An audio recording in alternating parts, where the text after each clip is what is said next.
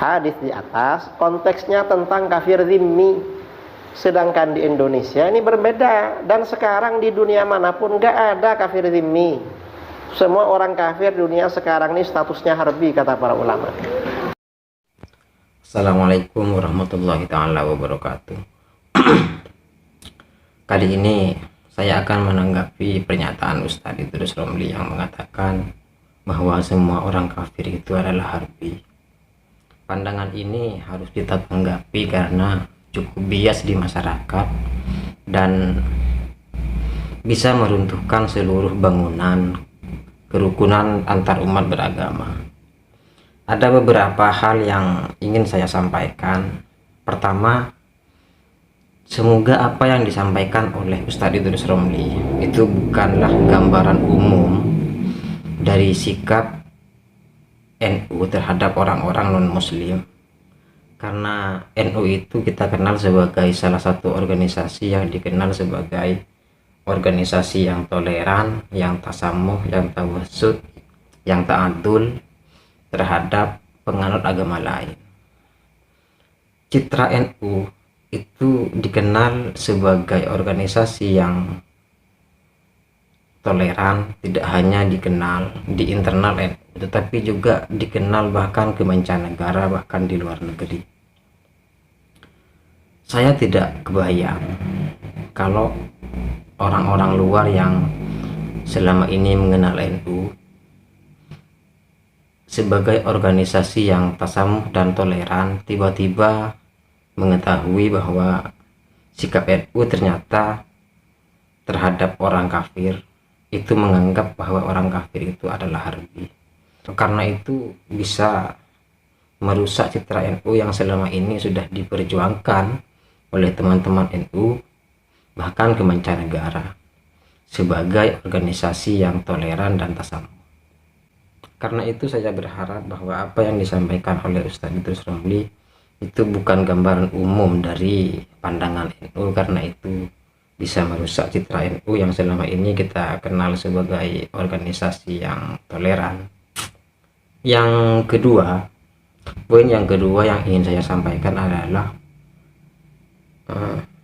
begini Pak Romli,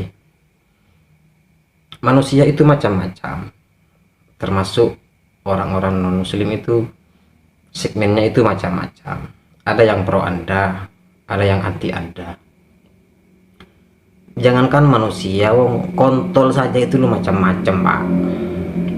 Ada yang bengkok, ada yang lurus, ada yang gampang keluar, ada yang lama keluar, itu macam-macam. Kok sampean itu berpikirnya lurus begitu? Di mana? Kecuali sama istri ya harus lurus. Tidak bisa kalau sama istri tiba-tiba. Di Amerika itu Pak Romli, kalau ada kekerasan yang dilakukan terhadap orang-orang Islam, itu yang demo itu orang Yahudi semua.